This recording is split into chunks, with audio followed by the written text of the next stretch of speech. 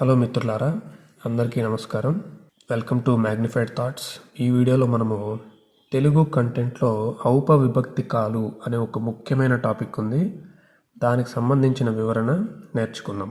దాంతోపాటు previous questions ఏవైతే వచ్చాయో అవి చూపిస్తాను. అంతేకాకుండా ప్రాక్టీస్ క్వశ్చన్స్ కూడా వివరిస్తాను. ఈ క్లాస్ మొత్తం మీరు విన్న తర్వాత ఔపవిభక్తికాలు అనేటువంటి టాపిక్లో ఏ క్వశ్చన్ ఇచ్చినా మీరు ఆన్సర్ చేయగలరు. ఓకేనా? ఫస్ట్ పాయింట్ స్క్రీన్ మీద చూడండి. శబ్దములకు విభక్తులు చేరినప్పుడు ఆ శబ్దములకు చివర ఈ టీ తీలు చేరుతాయి. విభక్తులకు ముందు చేరుతాయి కనుక వీటిని ఉపవిభక్తులు లేదా ఔపవిభక్తికాలు అంటారు. డెఫినేషన్ ఏంటంటే, ఇప్పుడు ఏదైనా ఒక శబ్దం ఉంది అనుకుందాం. ఆ శబ్దము తర్వాత విభక్తులు చేరుతాయి కదా. మనకు విభక్తులు అనేటివి ఉన్నాయి. ప్రథమ విభక్తి, ద్వితీయ విభక్తి, తృతీయ విభక్తి, చతుర్థి విభక్తి, పంచమి విభక్తి, షష్ఠి విభక్తి, సప్తమి విభక్తి, నంతత్పురుషము, ఇలా మనకు విభక్తులు అనేటివి ఉన్నాయి కదా.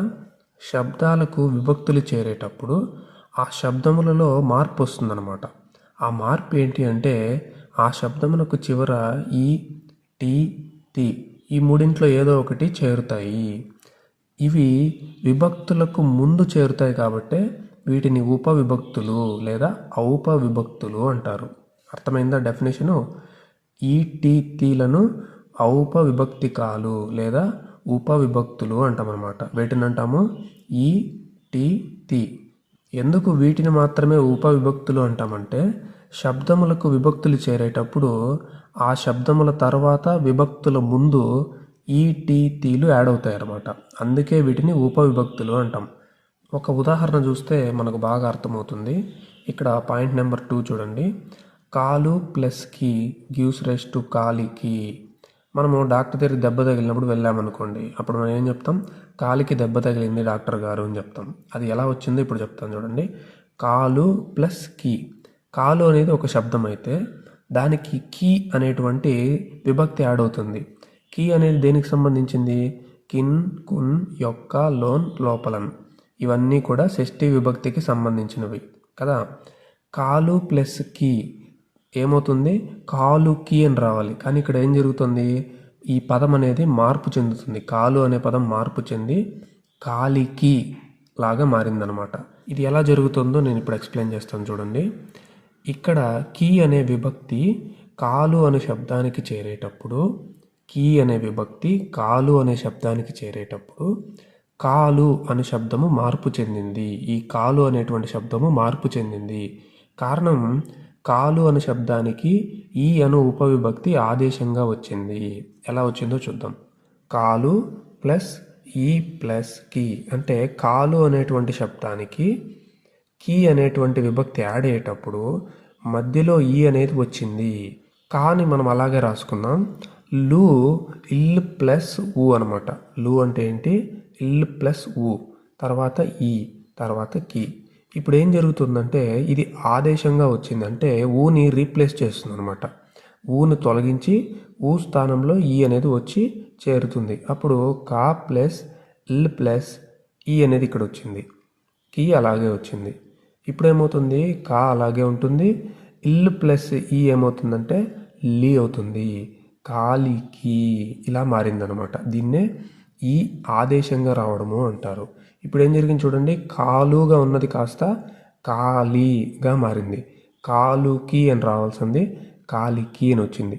అంటే విభక్తి చేరే ముందు ఉపవిభక్తి అనేది వచ్చి మార్పు చేసిందనమాట శబ్దాన్ని. ఇలా ఉపవిభక్తులు అనేవి తెలుగు భాషలో పనిచేస్తూ ఉంటాయి. అర్థమైందా? 3వ పాయింట్ చూద్దాం. ఔపవిభక్తికాలు ఆదేశంగాను వస్తాయి లేదా ఆగమంగా వస్తాయి. ఆదేశంగా అంటే ఉన్నదాన్ని తొలగించి చేరడము, ఆగమంగా అంటే ఉన్నదానితో పాటు అడిషనల్గా చేరడం. ఉదాహరణకు చూడండి. అన్ని అనే దానికి నీ అనేటువంటి విభక్తి యాడ్ చేయాలనుకుందాం. అప్పుడు ఎలా మార్పు చెందాలి? అన్నిని తీసుకురా, అన్నిని తీసుకురా అనాలి. కానీ మనం ఏమంటాం? అన్నిటినీ తీసుకురా అంటాం. చూసారా, మనకు తెలియకుండానే ఉపవిభక్తులు మనము వాడుతూ ఉన్నాం రియల్ లైఫ్లో. ఓకేనా? ఈరోజు నుంచి వాటిని గమనించండి, ఏ పదాల్లో వాడుతున్నామో. అన్నిని తీసుకురావడం మనం అన్నిటినీ తీసుకునిరా. సో ఇక్కడ టీ అనేది దేన్ని రీప్లేస్ చేయలేదు, అడిషనల్గా వచ్చింది, అంటే ఆగమంగా వచ్చింది. ఇక్కడ టీ అనేది ఉపవిభక్తి, అంటే ఉపవిభక్తులు ఆగమంగాను వస్తాయి, ఆదేశంగాను వస్తాయి. అర్థమైంది కదా. సోము నేను ఇచ్చిన పండ్లలో అన్నిటినీ తినేశాడు. అన్నిని అనం కానీ అన్నిటినీ తినేశాడు అంటాం అన్నమాట. ఇలా వర్క్ అవుతాయి. 4th పాయింట్, మరిన్ని ఉదాహరణలు. రాయి, రాయితో, రాతితో. సో రాయి ఏమైంది, రాతి. నెయ్యి, నేతి. నెయ్యి ఏమైంది, నేతి. నుయ్యి, నూతి. నూతిలో అంటాం అనమాట. నుయ్యిలో అనగానే నూతిలో అంటాం. నాగలి, నాగటి, నాగటిపై అంటాం. నోరు, నోటి, నోటి మీద వేలేయి అంటాం. టీచరు పిల్లవాడు అల్లరి చేస్తుంటే ఏమంటారు, నోటి మీద వేలేయి అంటారు. నోరు మీద అనగానే నోటి మీద అంటాం. అలాగే కన్ను, కంటి. పన్ను, పంటి, పంటి నొప్పి అంటాం. అప్పుడు, అప్పటి, అప్పటి కాలంలో అంటాం. అప్పుడు కాలంలో అనం, అప్పటి కాలంలో. ఇప్పుడు మీకు ఉపవిభక్తికాలు అంటే ఏంటో క్లియర్గా అర్థమైందని నేను అనుకుంటున్నాను. శబ్దానికి విభక్తులు చేరేటప్పుడు దానికంటే ముందుగా, అంటే విభక్తి కంటే ముందుగా శబ్దాన్ని మార్పు చేసేటువంటి ఈ టీ తీలనే ఉపవిభక్తికాలు అంటారు. అర్థమైంది కదా.